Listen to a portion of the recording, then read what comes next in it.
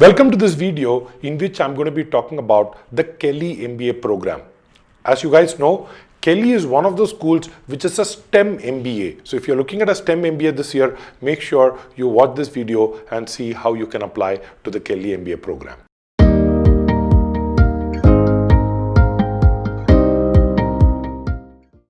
All right, so let's see what the Kelly MBA program is all about. So the first thing is, I think the advantage of the program is University of Indiana in terms of the reputation that it enjoys, right? As a college, right? You have to look at it. Bloomington is, it's a small city. It's a university town in that sense. So you have a very different vibe. You have a very different environment. So definitely Kelly is, a school. If you don't want to be in the hustle and bustle of the city, then this could be a good school. But more importantly, it gives you a STEM designated major. What it means is your MBA now becomes a STEM MBA. If you are applying to the US, you need to understand that your F1 visa is for the duration of your studies. But the moment you graduate, you are given something called as an OPT, an optional practical training. This OPT period is for people who have learned something to actually ply their craft. That's really how it is. Okay. So usually they give it for 1 year after you graduate, after you do your master's or your MBA. However, if it is in STEM, which is science, technology, engineering, and mathematics, not management, mathematics, then you get 2 years of further extension, which means that if you actually are going to do a STEM MBA, it is 2 years of your MBA plus potentially another 3 years that you can stay and apply for an H1B. Now that makes Kelly attractive, but there is also another thing which is they say become a data driven business leader and build momentum for your career. So one of the things that they focus on in the website is that they are an MBA for career changes, people who want to make a successful career transition. There is a lot of coaching, there is networking, there is a lot of introspection into who you are. The curriculum itself is designed for that. And if you actually look at the website, they also talk about why Bloomington is probably the place that you should be. But that's as far as the school is concerned. Now let's look at the MBA essay questions. They essentially have 3 required questions. They have a slightly different format. So the first question is a classic careers essay. It says, describe your immediate post-MBA professional goals. How will your professional experience when combined with the Kelly MBA degree allows you to achieve these goals? Should the short-term goals you have identified not materialize, what alternate career paths might you consider? 500 words essay. All right. So how do we now plan it? So here is a formula that you need to understand. The formula basically says U plus MBA is equal to future goal. So now let's look at the 3 things. First, U. That's what they are very clearly saying. How will your professional experience? Correct? So you need to say what are the transferable skills that you're bringing to the table? What are the things that makes you valuable? And it's just not the fact that you are smart or you can speak in English, right? There has to be something else. There has to be a certain skill that you have been able to hone in your experience. What is that skill? How will that be useful for future employers? A lot of people from a technical background tend to shy away from this. They say, what I've done is all technical. Don't worry. People in the management line actually appreciate people who know the nuts and bolts of things, right? So if you were to ask me, a person who's done BBA and MBA perhaps has been siloed into something. But an engineer who spent many years, either in a manufacturing facility or writing code, right, brings a certain skill to the table. So that's what they are looking at, correct? So you need to be very clear on what are those skills. This is your elevator pitch, that this is why I am good at what I do. But this is where your transition comes. There are certain things that you think you need to equip yourself in that future journey. How will you say that? By talking about the future journey. So these are the transferable skills that you have gotten so far, but your journey from here till wherever you want to go, which is why they have said immediate post MBA professional goals. They are very clear. So they want to know what is the industry, what is the function, what is the role, what kind of company will it be, what geography you're going to work in, describe a day in that company. So they want to know whether you have that clarity. If you don't have that clarity, this essay is going to catch you, right? So make sure you're talking about that goal. Now let us say that in your goal you want to be a product manager, right? Now if you want to be a product manager, whether it's a tech or a non-tech field, it is your ability to work with various other departments. Any product manager that you ask, they will tell that you have to be, there is a term for it, right? Mini CEO. So you are working with different functions. So as a product manager, you need to stand your ground, right? Sales is going to come and say, well, our customers are demanding this feature. Marketing would say, oh, for us to get into the Gartner report, we need to be in this magic quadrant. We need this particular capability. Your board could just come and tell, oh, we need to have the latest buzzword. So it may not make sense for the product, but there is a push from the board which is saying, hey, we want you to put in, let's say, a buzzword, because that will help us raise funds.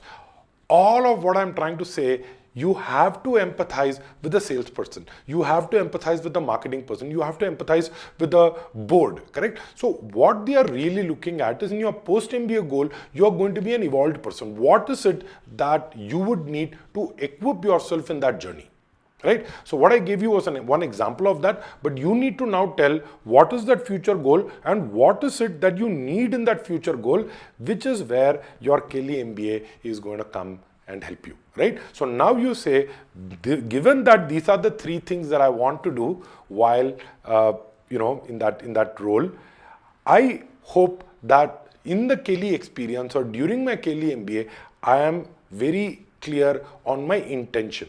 I may not know the exact courses to take, or but I hope to explore. I hope to be part of the student-run community, right? That's another thing that I think should be, it's not just what you learn inside the classroom, but a lot of it is what you learn outside of it, correct?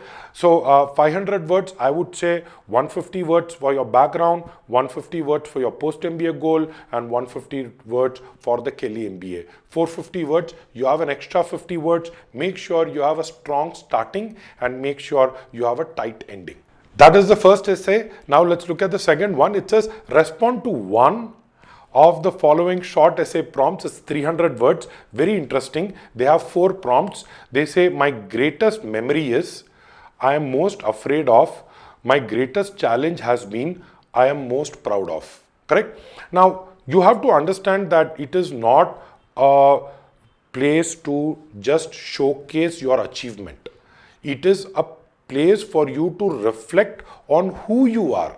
Why are the instances that you're talking about so important and special to you? I think that's a implied question that is asked over here. So what I would do is, I would use the START framework. So situation, task, action, result, and takeaways. Situation, what was it before you came in? How did the world look like, or what is the gravity of the situation? If, for example, you're saying, I'm most proud of, why is it that you're most proud? It's something personal to you, right? So what is the situation? What is the background? Maybe it was the first project that you were ever given as a manager, and that project gave you the confidence. Maybe it was a switch. Maybe it was something else that you did. Maybe you started up something on your own, even though it failed, correct? But by the way, if it's failed, you would not say, I'm most proud of, but I'm just trying to say, you have to give the situation, what is it that was expected of you? Task. What is it that you actually did? Action. Pretty sure there are challenges, there are obstructions, all of that you faced. Result. Success, failure, what happened? Tell me. But here is the key takeaway, the last one, T, takeaway, which means what is it that you personally learned? Now I'm just going to go through the 4. My greatest memory is, so your greatest memory, so it's a part where, sometimes we keep going back in our mind to this happy place, to this place where something really nice happened, correct? You could talk about that as your greatest memory. Remember, it is not just your happiest memory, it is your greatest memory, which means there is something that was profoundly impactful in that event that you're recounting. I am most afraid of. I am assuming that you're not going to write things which are physical, like I'm most afraid of heights, or I'm most afraid of lizards, or whatever else be it, right? But you're saying I'm most afraid of something, which means this is not your comfort zone. So in other words, when are you pushed outside your comfort zone? That's when you're afraid, right? So you could say, I am afraid of, putting trust in people, and then, that trust not being broken. And then you could possibly even give an example. Or you could say, I'm most afraid when, I'm not able to compete to the level at which I know I'm capable of, right? It could be anything.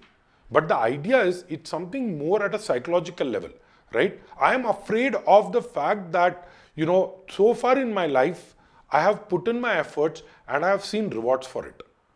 I am most afraid of how I will face failure, because I have never had a big failure in my life. That's perfectly okay, right? That could be your biggest fear. But make sure that you talk about it in a very genuine way. And again, there has to be, because it's 300 words, you have to give some story. Personal story is better, but because you already have a professional essay, but I would say some personal story, or even if it's a professional story, it's perfectly okay. But only one, right? Because you have 300 words, there is not much space over there. My greatest challenge has been, again, why was it a challenge is more interesting than what the challenge and how you faced it, right? And finally, I'm most proud of, again, as I said, why did it make you feel so proud, right? So don't focus on the achievement, focus on you as the applicant, right? So that's what we have, 300 words. I would again use the START framework as I told you and try to fit it over here. The last one, very interesting, it's a 25-word essay. It says, share a brief fact about yourself that your classmates would find interesting, surprising, or noteworthy. It's 25 words. Just write whatever you think is interesting, right? You should read that sentence and say, well, this looks like someone I would like to meet. So what they can do is, let's say we were to take this piece of chit, okay? And you kind of put it in a box and you kind of shake it up. And let us say that all the first year students are sitting and someone is picking up the first chit and says, well, who is it, who has written, and then write that interesting thing. And let's say people were to guess. Think of it that way. Think of it as a game, something that makes you interesting. Okay, so that's what I would say for that. There is also an optional essay, 300 words. As always with optional essays, what I maintain is don't try to write it for the sake of telling about a story that you did not want to, that you did not have an opportunity to write. Talk about something that you think could be glaring in your application. So if I am reading it as a reviewer, what are the things I'll say, Acha, this is something that I think I will ask a question on. Is it possible for us to preempt those questions? That's really the intention of the optional essay. All right, so I hope you like this video. In case you are applying to a Kelly MBA, do let us know. We have had students who have gone to Kelly. We also have an MBA panel from top schools who work one-on-one with candidates to help them in their application journey. In case you are interested to know how we can help you, please let us know below. And as always, if you like this content, please go ahead and subscribe to our channel. We have more content, more videos coming up your way. Like this video and do drop in a comment to ask any questions that you may have about the Kelly Indiana program. Thank you so much for watching and all the best with your application.